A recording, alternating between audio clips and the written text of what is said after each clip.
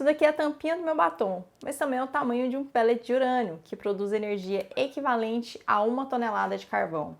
Nesse vídeo vamos falar sobre energia nuclear e já vamos colocar aqui 3 empresas e um ETF para o investidor que deseja obter exposição ao mercado de urânio. Mas antes, já segue o nosso canal se for a primeira vez e aproveita para conhecer o nosso site centraldoreit.com.br e conhecer a nossa carteira recomendada de REITs e stocks. A energia nuclear ela tem um papel crucial a desempenhar na complementação das fontes de energia verde, à medida que fazemos a transição para um futuro mais sustentável. Embora as fontes de energia renováveis, como a solar e a eólica, sejam sem dúvida vitais, elas têm delimitações, como a intermitência e os desafios de armazenamento de energia. Por outro lado, a energia nuclear oferece uma solução atraente, fornecendo uma fonte de eletricidade estável e de baixo carbono. Ao integrar a energia nuclear nas fontes de fornecimento de energia, podemos fazer avanços substanciais na redução da nossa pegada de carbono, garantindo um fornecimento de energia consistente. Mas além disso, a energia nuclear fornece geração de eletricidade de carga base, contribuindo para a estabilidade da rede. E diferente das outras energias renováveis que dependem das condições climáticas, os reatores nucleares podem operar continuamente, fornecendo uma fonte confiável de eletricidade dia e noite. É essa confiabilidade crucial para equilibrar a rede e garantir um fornecimento de energia consistente, mesmo quando as fontes renováveis enfrentam flutuações de geração. As turbinas eólicas, por exemplo, apesar do seu potencial de geração de energia renovável, muitas vezes enfrentam desafios econômicos que dificultam sua viabilidade, para uma transição energética completa. Além disso, algumas yieldcos de energia elas têm apresentado nos seus balanços a dificuldade na produção de energia eólica pela redução do vento. Mas além disso, outro problema que é enfrentado pelas turbinas solares e eólica é a sua luta com a integração da rede elétrica. Portanto, além da confiabilidade da fonte de energia, é necessário também considerar soluções de armazenamento para tornar o sistema viável. Como combustível de energia nuclear, o urânio ele é altamente eficiente, já que, como eu falei, um pellet de urânio tem em média 2 centímetros de altura e 1 centímetro de diâmetro e produz energia equivalente a 17 mil pés cúbicos de gás natural, 120 barris de petróleo e nada mais do que 1 tonelada de carvão. E apesar da sua eficiência, existe uma restrição contínua na oferta desse minério. O Cazaquistão atualmente é o maior fornecedor de urânio global, seguido pelo Canadá, Namíbia e Austrália. A demanda por energia limpa, associada à oferta restrita, impulsionou o preço do urânio, que atingiu máxima histórica de $70. Assim, com o mercado em plena expansão, eu selecionei 3 ações e um ETF para você que se interessa em ter exposição ao mercado de urânio. Em primeiro lugar, Cameco. Empresa canadense fundada em 1987, é a maior do setor com um market cap de 19 bilhões. Ela é listada na Bolsa de Nova York com o código CCJ.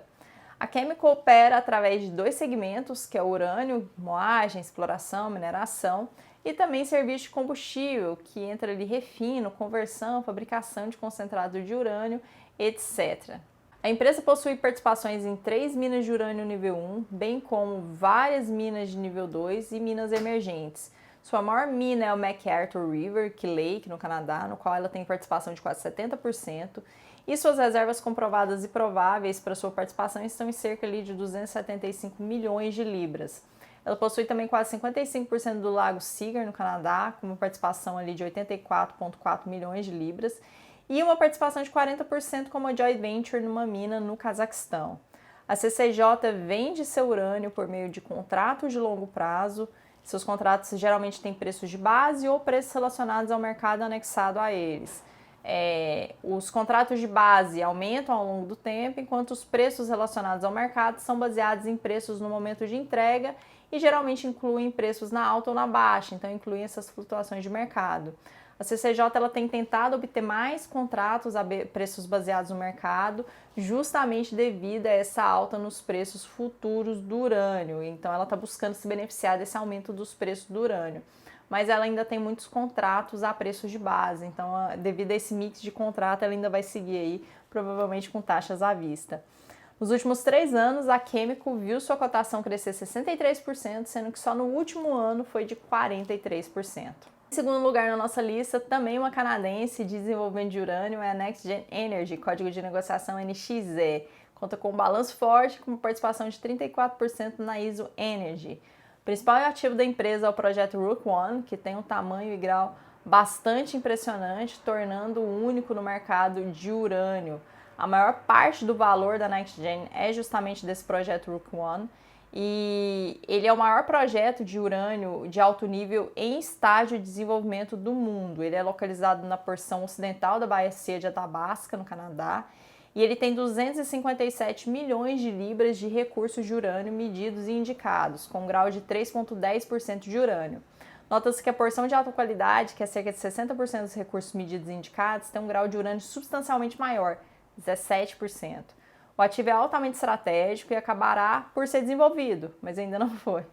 A questão é se isso vai realmente acontecer a tempo para esse ciclo de alta do urânio. Nos últimos 3 anos, a cotação da NXE cresceu 96%, sendo que 67% foi só no último ano. E para terminar, saindo das empresas canadenses e entrando numa americana, nós temos a Urânio Energy, USC, fundada em 2003 e bem inferior em termos de capitalização de mercado que a Cameco e a NextGen Energy, pois conta aí com market cap de 3 bilhões. A USC ela possui 2 instalações prontas para produção, um no Texas, o mais antigo, e um em Wyoming. O volume de urânio inferido nessas 2 instalações é de 25 milhões de libras de urânio. Mas a grande mina que tem estado avançado de desenvolvimento também é o projeto Athabasca, que tem quase 53 milhões de libras de urânio. A preços atuais, suas minas no Athabasca sozinhas teriam um valor de mercado ali de cerca de 2,5 bilhões de dólares, quase o mesmo valor de capitalização de mercado da USC hoje. O restante das suas instalações no Texas e Wyoming estão prontos para produção. A Urânio Energy Corp não tem nenhuma dívida no seu balanço e possui uma equipe de gerenciamento que está se esforçando bastante para colocar esse negócio em operação. Os investidores têm estado muito otimistas com a empresa, já que no último ano a cotação avançou nada mais do que 93%.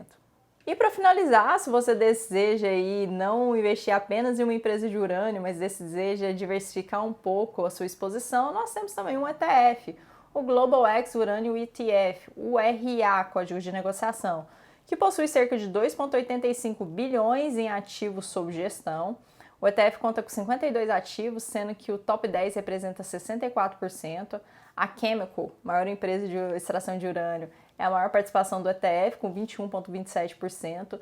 NextGen Energy é a terceira maior, com 5,81%. E a Urânio Energy vem em quinto lugar, com 4,89%. O ETF possui uma boa diversificação e oferece aos investidores exposição a empresas envolvidas na indústria de mineração de urânio. Entretanto, ainda que seja diversificado, o ETF possui uma elevada exposição à Cameco, ou seja, se a Cameco foi mal, o ETF sentirá um baque. E para finalizar o nosso vídeo, vamos também aos riscos, né? Nesse vídeo ele é um resultado de um questionamento de um dos assinantes da nossa carteira que perguntou se tínhamos alguma dessas empresas na nossa watchlist. Então, vamos explicar um pouquinho os riscos que ele nos ajuda a entender por que está ou não na nossa watchlist da carteira recomendada. Então, o primeiro risco aqui do mercado é o risco do colapso nuclear. Então, qualquer tipo de acidente destruiria severamente o sentimento para a indústria nuclear e o urânio como um todo.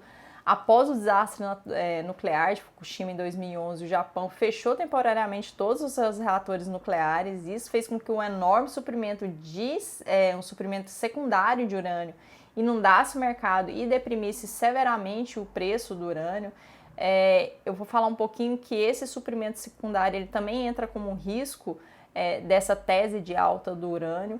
E apesar de a gente falar de um colapso nuclear parecer algo muito distante, ninguém esperava em 2011 o que aconteceu. Então, sempre temos que contar com esse tipo de risco. Em segundo lugar, existe o risco de que grandes produtores, como a Cameco, aumente a produção e limite o lado da vantagem no preço do urânio, pode acontecer. E o risco final é justamente esse fornecimento do mercado secundário, que poderia inundar o mercado para tirar proveito desses preços mais altos. Ao longo dos últimos anos, houve um grande aumento de oferta secundária E ninguém sabe quanto de suprimento secundário está em algum armazém na China, na Rússia. E com o urânio em alta, esse suprimento secundário ele pode entrar no mercado e derrubar o preço do urânio. Então, esse é mais um risco do mercado de urânio. Então, é um mercado altamente volátil e o investidor tem que contar com isso. Gostou do vídeo? Deixa a sua curtida, um abraço e até a próxima!